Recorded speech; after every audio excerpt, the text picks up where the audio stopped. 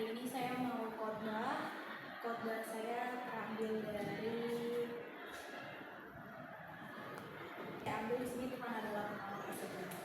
Sebelum saya mau memberitakan firman Tuhan, saya mau mengajak semuanya untuk bersatu di dalam doa terlebih dahulu.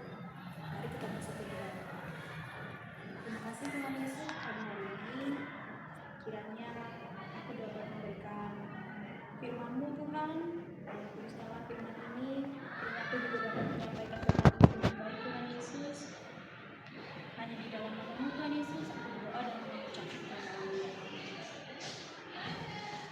Untuk ayat pada tema kali ini terambil dari Mazmur 121 ayat 1 sampai 2 yang menyatakan, Aku melayangkan mataku ke gunung-gunung, dari manakah akan datang pertolonganku? Pertolonganku ialah dari Tuhan yang menjadikan langit dan bumi. Nah, teman-teman semua, setiap orang pasti pernah berada dalam situasi sulit, menghadapi masalah, pergumulan, atau bahkan keputusasaan. Nah, di dalam saat-saat seperti itu, kita sering bertanya, dan kita juga pasti sering berpikir, siapa sih yang akan menolong kita? Siapa sih yang bisa menolong kita? Nah, Mazmur 121 mengingatkan kita bahwa pertolongan sejati hanya datang dari Tuhan. Tuhan yang setia, berkuasa, dan selalu hadir untuk menolong kita. Pembahasan kali ini ada 3, yaitu sumber pertolongan kita, kesetiaan Tuhan sebagai penolong, respon kita terhadap pertolongan. Sumber pertolongan kita bisa buka di Mazmur 46 ayat 2 yang menyatakan,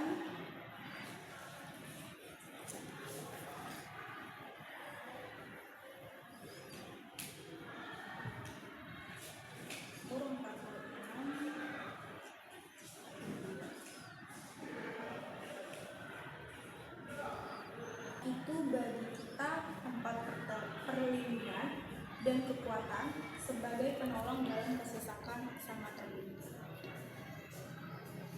Ketika kita menghadapi masalah, kita cenderung mencari pertolongan itu dari orang lain, kekuatan kita sendiri atau hal-hal duniawi lain.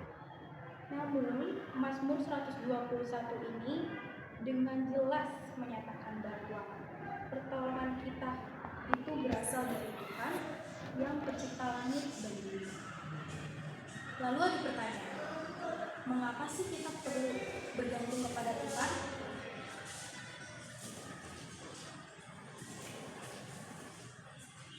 Karena Tuhan adalah pencipta segalanya, tidak ada yang sulit baginya, lalu juga Dia tidak pernah gagal dalam memberikan pertolongan pada waktunya. Contohnya, bayangkan sebuah kapal yang hampir tenggelam di tengah badai ini. Hanya seorang nahkoda yang tahu bagaimana membawa kapal itu ke tempat yang aman. Nah, seperti itulah Tuhan adalah seperti nahkoda itu.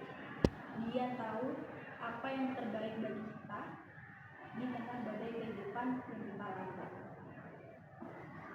Lalu kesetiaan Tuhan sebagai penolong. Kita buka di Ibrani 13 ayat 5 yang menyatakan,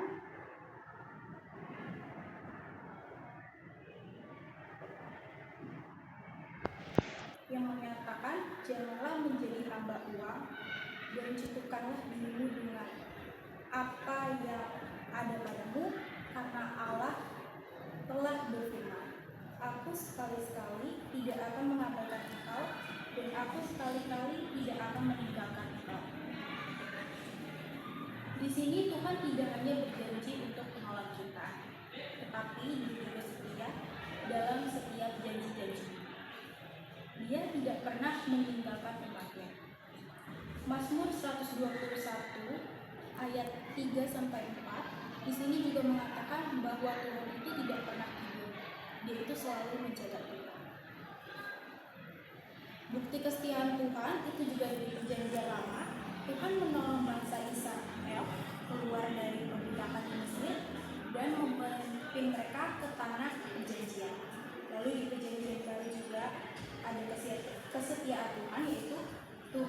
mengirimkan Yesus Kristus untuk menyelamatkan kita dari dosa, bukti kasih dan pertolongannya yang terbesar.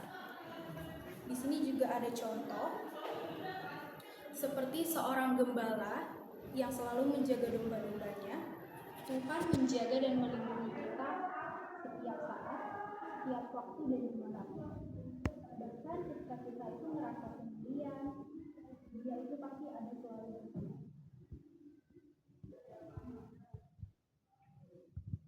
Lalu respon kita terhadap pertolongan Tuhan. Di sini ada di Mazmur 34 ayat 9 kita bisa buka yang menyatakan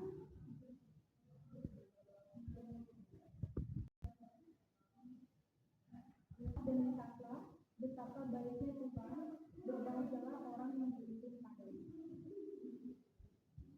Ketika kita menyadari bahwa Tuhan adalah penolong kita, respon yang benar adalah itu kita berserah penuh kepadanya, percaya bahwa kita memegang kendali lalu bila kita bersyukur, tapi yang perlu kita syukuri adalah sadar bahwa kita mengakui lalu kita juga bersaksi ceritakan kepada orang lain tentang kebaikan dan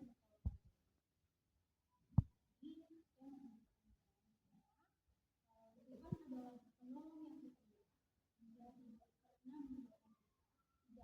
Seberapa sulit kita, seberapa banyak masalah, situasi yang sulit yang kita hadapi, pertolongan kita itu berasal dari Tuhan yang berkuasa atas segalanya dan mengasihi kita tanpa batas. Lalu mari kita mengarahkan mata kita kepadanya, berserah sepenuhnya dan hidup dalam keyakinan bahwa Dia selalu bersama kita, Dia selalu ada bersama kita dimanapun kita berada. Dengan Tuhan sebagai penolong, kita dapat menghadapi segala sesuatu dengan damai dan penuh harapan. Itu saja yang bisa saya sampaikan dalam khotbah hari ini. Untuk mari kita bersatu di dalam doa. Terima kasih Tuhan Yesus, pada hari ini aku bisa memberikan firman-Mu Tuhan kepada semua orang yang ada yang menonton saat ini juga Tuhan. Tuhan Yesus, kiranya firman yang telah saya sampaikan ini dapat bermanfaat bagi seluruh manusia yang ada di muka bumi ini Tuhan. Kiranya firman ini juga dapat menjadi penuntun hidup mereka